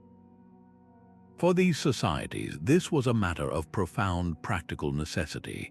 Knowing the exact date of the solstice was not an abstract scientific pursuit, it was essential for survival. It told them when the rains would come, when to plant their crops in the high terraces, and when to harvest before the first frost. The entire agricultural cycle, the rhythm that fed their civilization, was governed by this celestial clock. But the purpose ran far deeper than a simple calendar. This astronomical precision was layered with spiritual meaning. The sun was not just a star, it was a deity, a life-giving father. The Milky Way was not just a band of light, it was a celestial river, a pathway for spirits. By building halls that physically interacted with these cosmic bodies, they were creating a permanent conduit between their community and the gods. A hall that captured the solstice sun became a place of power on that day, a stage for ceremonies where the ruler or high priest, bathed in this divine light, would reinforce their sacred connection to the cosmic order. These alignments transformed the architecture into a symbolic gateway. Passing through a doorway aligned with the winter solstice sunrise might have been seen as a ritual rebirth, stepping from the darkness of the year into the growing light. A chamber that only received light on the day the Pleiades reappeared in the dawn sky could have been used for initiation rites, marking a passage into a new stage of life. The entire complex functioned as a massive observatory and temple combined, a machine for living in harmony with the universe. This seamless blend of science and spirituality challenges our modern tendency to separate the two. For these builders, tracking a star and praying to a god were part of the same act of understanding their place in a vast, interconnected cosmos. The stones were their scripture, and the moving lights in the sky were its turning pages. These stone halls were not islands, but destinations woven into a vast web of pathways that stitched the mountains together. The trails leading to them are feats of engineering in their own right, carved directly into cliff faces as narrow stairways that seem to hang in the sky. In places where a chasm would halt all progress, the builders suspended fiber rope bridges, their woven cables swinging over roaring rivers far below. These were not mere paths, but carefully maintained roads, complete with stone-paved sections and drainage channels to divert torrential rain. Along the way, small, simple structures served as rest stops, offering shelter to travelers making the arduous journey. This network was the circulatory system of the high-altitude world. Its pulse the steady tread of merchants, messengers, and pilgrims. The journey itself was a transformative experience, a physical and spiritual undertaking. A pilgrim would not simply walk to a hall, they would follow a prescribed route that passed by a series of sacred landmarks. The journey might begin with a ritual cleansing at a mountain spring, then lead to a ceremonial pause at a carved stone altar overlooking a deep valley. Each stop was a station for reflection and offerings, slowly preparing the individual to step from the mundane world into the sacred space of the hall. This physical exertion, the act of climbing toward the sky, was a form of devotion, a way to purify the mind and body before reaching the ultimate destination. The pathways also bound distant communities into a single cultural and economic network. A farmer from a remote valley, carrying goods to trade, would share news and stories with a priest from a high plateau at one of these rest stops. The constant flow of people along these routes meant that ideas, technological innovations, and artistic styles traveled as swiftly as the goods in their packs. A new technique for terracing or a unique pattern in weaving could spread across hundreds of miles through this mobile, interconnected community. The halls were the powerful anchors of this system, but the pathways were the vibrant connections that gave them life and purpose. This focus on mobility reveals that the true achievement was not just the static stone, but the dynamic, living network that made the stone meaningful. The enduring human desire to connect with sacred places compelled people to conquer impossible terrain, turning every footstep into a prayer and every mountain pass into a gateway to the divine. The same forces that shaped these mountain halls now threatened to erase them. A single crack in a perfectly fitted stone, widened by relentless cycles of freezing and thawing, can begin the slow collapse of a wall that has stood for 1,000 years. Water seeps into microscopic fissures during the day, and when the temperature plummets at night, it expands as it turns to ice, prying the ancient masonry apart grain by grain. This natural erosion is now accelerating with shifting climate patterns, bringing more extreme temperature swings and heavier rainfall to these delicate structures. The very foundations of these sites are also at risk from more frequent landslides and rockfalls, destabilized by the gradual retreat of the glaciers that once buttressed the slopes. Beyond the elements, a more immediate human pressure has arrived. The footsteps of thousands of visitors each year, while fueled by admiration, compact the earth, wear down ancient staircases, and introduce vibrations that can disturb fragile stonework. The simple act of touching a wall transfers oils from human skin, slowly degrading the stone surface and any surviving pigments. These sites face a difficult paradox. The global interest that validates their importance also brings the traffic that threatens their survival. In response, a quiet army of conservators and archaeologists is now at work. Teams meticulously document every stone with three-dimensional laser scanning, creating a digital twin of the entire complex. This precise record serves as both a blueprint for restoration and a permanent archive, should the original ever be lost. Local community members are often trained as guardians of their own heritage, monitoring vulnerable areas and using traditional knowledge to guide repairs. They might use the same native grasses their ancestors used to stabilize soil on terraces, blending ancient practice with modern conservation science. International collaborations bring specialized expertise to tackle unique problems, such as developing invisible, breathable coatings to shield ancient plazas from driving rain without altering their appearance. The question of access requires a delicate balance. To protect the most fragile areas, some sites have implemented carefully managed ticketing systems or restricted visitor routes, ensuring that the weight of human presence is distributed and that sacred spaces retain their atmosphere of reverence. The ultimate goal is not to lock these places away, but to steward them wisely, ensuring that the silent stories held in their stones will still have a voice for the generations yet to come. This global commitment to preservation recognizes that these halls are not relics of a dead past. but living classrooms of human ingenuity, whose most important lesson may be about our own responsibility to the future. Scholars have never spoken with one voice about the true purpose of these sky-borne halls. The very stones seem to shift in meaning depending on the lens through which we view them. For decades, a functionalist perspective dominated the conversation, arguing that these structures were primarily administrative centers, the high-altitude headquarters of a complex state machinery designed to manage resources and control trade routes.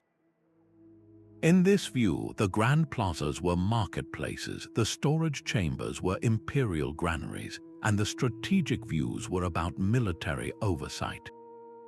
Yet, this purely practical explanation always felt incomplete, unable to fully account for the profound spiritual alignments and the sheer, breathtaking ambition of their placement. A powerful counter-narrative emerged, one that saw these halls not as economic engines, but as sacred landscapes.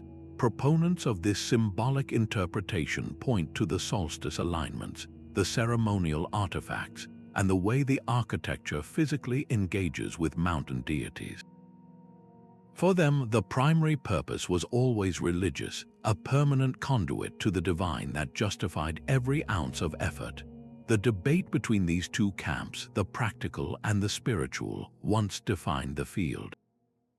But more recent postmodern readings have complicated this binary, suggesting that our desire to find a single primary function is a modern obsession.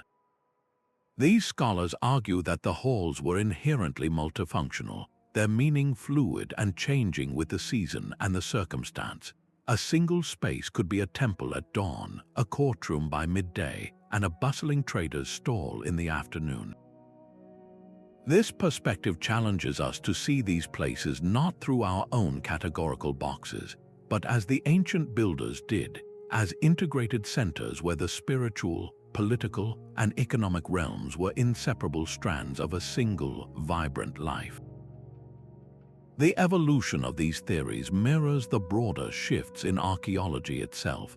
The early 20th century, with its focus on grand expeditions and treasure, sought singular, spectacular answers. The mid-century brought a more scientific, procedural approach, looking for environmental and economic systems. Today, a post-procedural mindset embraces ambiguity, emphasizing the role of individual agency, gender, and symbolic meaning. Each new paradigm does not simply replace the old, but layers over it, adding depth and nuance to our understanding.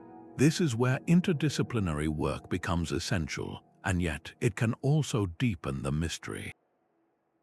A geologist can confirm the quarry source of a stone, but cannot tell us why that particular stone was chosen for its symbolic color. A chemical analysis of soil can reveal the diet of the people, but not the ceremonial significance of the foods they ate. Each scientific answer from a new field seems to generate a dozen new, human-centered questions. The ongoing scholarly conversation reveals something profound about our relationship with the past. The mystery of the high halls is not just a puzzle to be solved with more data.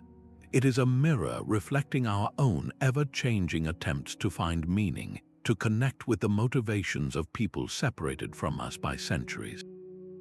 The stones remain constant, but the stories we tell about them are in a constant, beautiful state of revision, ensuring that these ancient places will never grow silent. The silent language of these ancient halls now speaks through the steel and glass of our modern cities. A prominent museum in the Peruvian Andes rises from the landscape not as an intrusion, but as a contemporary echo of the old ways. Its architects studied the precise stone fitting of nearby ruins, employing local masons to create walls that interlock without mortar, a direct homage to the seismic wisdom of their ancestors. The building is oriented to capture the low winter sun, its interior warmed through passive solar principles that those ancient builders mastered millennia ago. This is not mere imitation, it is a conscious dialogue across centuries where the past provides not a blueprint, but a philosophy of place. The influence extends to urban resilience planning, where the concept of the vertical archipelago is being reimagined for sustainable city design. Planners now look to these ancient models of distributed resource networks, where a city might integrate vertical farms and localized water recycling to create self-sufficient neighborhoods, much like those interconnected high-altitude settlements. The ancient practice of storing surplus against future hardship directly informs modern strategies for building community resilience in the face of climate uncertainty. Artists, too, are drawn to the profound symbolism of these structures. A renowned sculptor creates vast, spiraling installations from local stone, each piece carefully balanced to evoke the same sense of impermanent permanence found on a mountain ridge. Her work asks the same questions the ruins do about our relationship to time, nature, and the marks we leave behind. In literature, a celebrated novel uses the image of a deserted high-altitude hall as a powerful metaphor for memory, a place where the protagonist must journey to uncover fragmented truths about their own history. This enduring resonance proves that the legacy of these builders is far from static. It lives on as a vibrant source of inspiration, challenging us to build with the same reverence for our environment, the same understanding of natural forces, and the same ambition to create spaces that are not just shelters, but profound statements about human possibility. The stones on the mountain are not relics, they are mentors, and we are only just beginning to understand the depth of their lessons. Living in the realm of thin air reshapes the mind as profoundly as the body. The very act of breathing becomes a conscious effort, a constant reminder of one's fragile place in a vast and powerful landscape. This daily reality, where the sky feels close enough to touch and the horizon stretches into eternity, could not help but forge a unique worldview. The inhabitants of these high halls perceived their world through a lens of heightened awareness, where the dramatic shifts in weather, from blinding sun to sudden, enveloping mist, mirrored the unpredictable forces of the spiritual realm. Such an environment naturally cultivates a deep sense of awe and a feeling that the mountain itself is a living, conscious being. This is the foundation of a powerful sense of place, an identity so deeply intertwined with the peaks and valleys that to be separated from them would be to lose a part of the soul. The community's entire cultural identity was likely built upon this shared psychological experience, a collective understanding that they were a people chosen by the mountains, tested by the elements, and granted a perspective granted to few others. This profound connection also fostered incredible social cohesion. In a place where an individual's survival often depends on the support of their neighbors, cooperation becomes more than a virtue, it is a necessity. The shared hardship of the high altitude, the collective labor of building terraces and hauling stones, and the mutual reliance for food and protection forged bonds of incredible strength. This tight-knit community structure was the crucible for innovation, as shared problems demanded shared solutions, passed down through generations not as mere techniques, but as the accumulated wisdom of a people who had learned to thrive in a world designed to challenge them. This psychological perspective reminds us that behind every perfectly fitted stone was a human mind, one that felt the bite of the wind, marveled at the sweep of the stars, and found, in the very heart of the impossible, a reason to call it home. A carved symbol on a high stone wall is a voice trying to speak across the centuries. Some of these mountain halls have yielded inscriptions and cryptic markings, a tantalizing script etched into the very fabric of their being. Yet these messages are often frustratingly silent, their meaning locked away without a known key. The primary challenge is one of context. A symbol that might represent a mountain deity in one valley could signify a water source in another, its true meaning dependent on a living cultural tradition that has long since faded. Without a bilingual text, a Rosetta Stone for the peaks, each mark remains a beautiful, maddening question.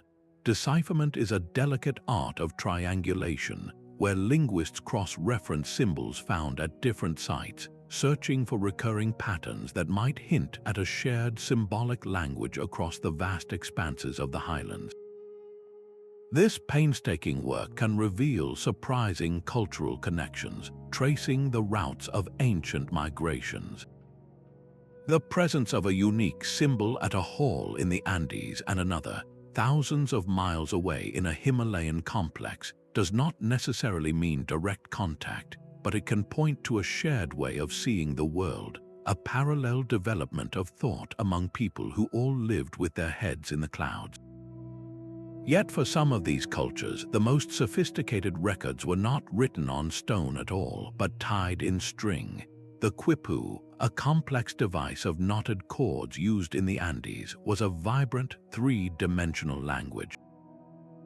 The type of knot, its position on the cord, the color of the string, and the overall arrangement could record numerical data, historical narratives, and even poetic verses.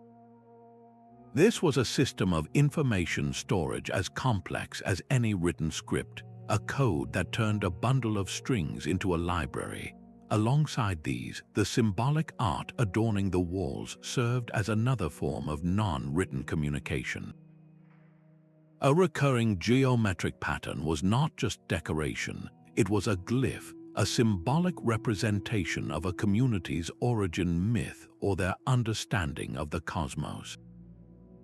The very act of standardizing these symbols and passing their meaning down through generations indicates a highly organized society with a vested interest in preserving its identity and its history.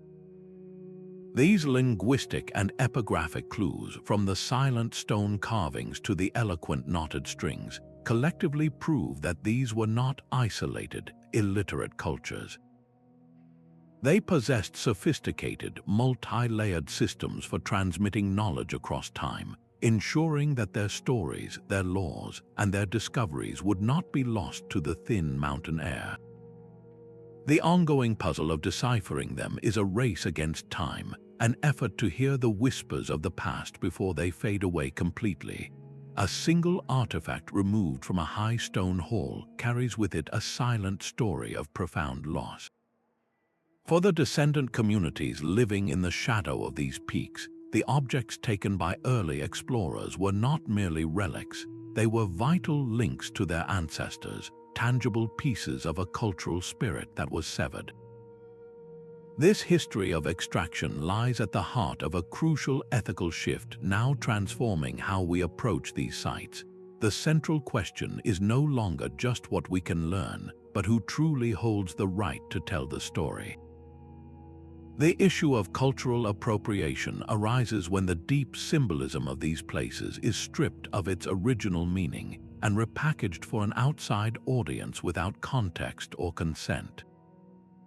The powerful spiritual significance of a carved symbol becomes a mere decorative motif, its sacred voice silenced. This is why the movement for the repatriation of artifacts has gained such vital importance. It is a process of healing, of returning these displaced pieces of cultural identity so that communities can reclaim their own narrative and reconnect with their heritage on their own terms. Modern archaeology is increasingly defined by this spirit of collaboration. Instead of arriving with a pre-written research plan, ethical researchers now begin by listening. They engage in long-term partnerships with local communities, ensuring that projects are guided by local priorities and knowledge. This might mean that certain areas of a site, understood to be especially sacred, are designated as off-limits to excavation, their secrets respected and left undisturbed. It recognizes that scientific inquiry must be balanced with a deep respect for spiritual beliefs and the privacy of cultural traditions. This collaborative model enriches the research in unexpected ways. A local elder's interpretation of a peculiar stone alignment can reveal its function as a ceremonial marker, a purpose that might have remained invisible to an outside specialist. The involvement of community members as co-researchers and guardians of their own heritage ensures that the work is not an extraction but a shared discovery. This ethical perspective fundamentally redefines the mystery. Unraveling the past is no longer a solitary academic pursuit, it is a responsible dialogue. The way we choose to investigate these sky-born halls is a reflection of our own values, a test of whether we can approach the legacy of a magnificent civilization not as conquerors but as respectful guests. The greatest discovery we can make may not be in the soil, but in learning how to honor the living culture that still calls these mountains home. The greatest discoveries at these high-altitude sites may still lie beneath the earth, unseen and unimagined. For all we have learned, fundamental questions remain unanswered, their silence a constant invitation to look deeper. What was the true name of the master architect who first envisioned a hall on a particular ridge, and what personal story drove such ambition? We may never know the individual voices that once echoed in these plazas, the specific songs sung during a solstice ceremony, or the intimate family dramas that unfolded within these stone rooms.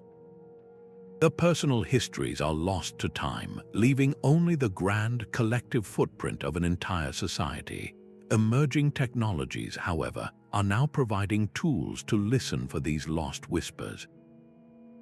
Artificial intelligence is being trained to analyze vast datasets of satellite imagery, scanning thousands of square miles of remote terrain for the subtle, geometric signatures of a forgotten terrace system or the faint outline of a foundation hidden by dense forest. This digital prospecting promises to reveal entirely new sites, expanding the known map of this high-altitude world and forcing us to reconsider the true scale of their civilization.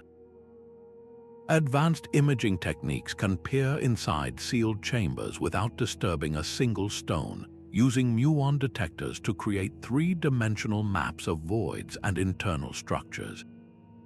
Hyperspectral scanners mounted on drones can detect faint chemical residues on ancient plaster, potentially identifying the specific plants used in ceremonial offerings or the foodstuffs stored in a particular jar.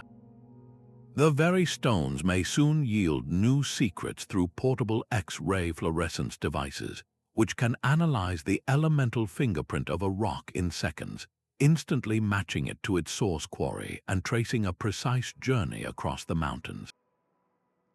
This is not the end of the story, it is a new beginning. The enduring allure of these places lies in this very incompleteness. They are not puzzles to be solved and set aside, but ongoing conversations between the past and the future. Each technological breakthrough does not simply provide an answer, it reveals a deeper, more fascinating layer of questions.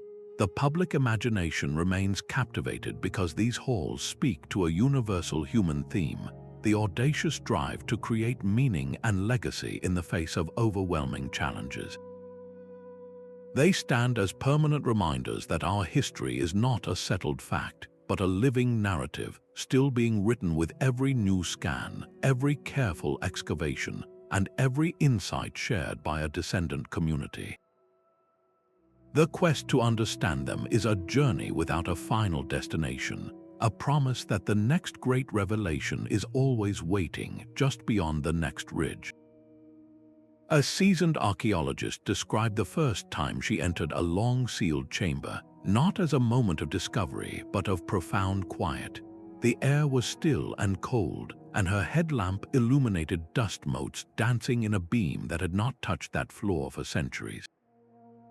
She felt not like an intruder, but like a guest arriving late to a conversation that had paused, waiting for someone to listen. That sense of immediate, personal connection is a story repeated by nearly everyone who makes the journey. A visitor from a bustling city might sit on a sun-warmed stone in a high plaza, looking out over a sea of clouds, and find the noise of modern life simply falling away. In its place rises a feeling that is difficult to name, a mixture of awe for the human achievement and humility before the raw power of the natural world that cradles it. This emotional impact is the mystery's final and perhaps most important dimension. It is the moment the stones stop being a subject of study and become a living touchstone. Local guides whose ancestors are spiritually linked to these places often speak of this with a quiet reverence. They do not just see collapsed walls and empty doorways. They see the echoes of a marketplace, the shadows of ceremonies, and the enduring presence of a community's spirit. For them, leading a visitor is an act of sharing a home, of bridging a gap between a forgotten yesterday and a curious today. This personal encounter can quietly reshape a person's perspective. It compresses time, making a 1,000-year gap feel startlingly narrow. You are standing where another person stood, breathing the same thin air, feeling the same sun on your skin, and facing the same breathtaking view. It fosters a deep, visceral understanding of our shared human capacity for ingenuity and resilience. This transformative power, however, walks a delicate line with the physical reality of tourism. The very footsteps that seek connection also wear down ancient staircases. The breath that forms a whispered wow in the thin air introduces moisture into fragile spaces. The global desire to witness this wonder creates a pressure that can threaten the wonder itself. This paradox defines the modern challenge of these sites. The answer lies not in closing the doors, but in mindful visitation. It is the choice to walk softly, to listen more than you speak, and to understand that you are a temporary participant in a very long story. It means following the guidance of local stewards who know the land's rhythms and respecting designated paths. When we approach with this attitude, tourism transforms from a potential threat into a force for preservation. It generates the resources and global will needed to protect these places, and it fosters a worldwide community of people who have been personally changed by what they have seen. That personal reflection, that moment of quiet awe on a mountain ridge, is where the academic mystery becomes a human one. It is the point where we stop asking about them and start asking about ourselves and what we are capable of when we strive for something timeless. These ancient halls leave us not with a solved equation, but with a lingering sense of wonder. We are left standing in the thin air of their legacy, humbled by a testament to human resilience that is carved directly into the planet's most formidable landscapes. These structures are far more than just ruins. They are profound questions made of stone, challenging everything we assume about the limits of ancient ingenuity. Their story is a powerful narrative of adaptation, a symphony of creativity and spirituality composed in the face of impossible challenges. From the earthquake-defying masonry to the celestial calendars written in sunlight, every stone speaks of a people who did not merely survive their world, but who listened to it, learned from it, and built a civilization in conversation with the sky. The intricate bond between their culture and the environment stands as a timeless lesson, reminding us that our greatest achievements often arise not from conquering nature, but from understanding our place within its vast and powerful systems. While countless questions remain, the enduring silence of these places is no longer empty. It is filled with the dedicated work of researchers and the living memory of descendant communities, all ensuring that the legacy of these sky-born builders will continue to inspire generations to come. Their story ultimately asks something of us as well. In a world facing its own extreme challenges, the silent, enduring halls on the mountains whisper a powerful call. They urge us to approach our own modern obstacles with the same boundless creativity, the same collective determination, and the same unwavering spirit that once lifted stone upon stone toward the heavens. We would love to hear which of these mysteries resonated most with you. Share your thoughts in the comments below, and for those who wish to continue exploring, you will find a list of fascinating resources waiting in the video description. Thank you for joining this journey to the roof of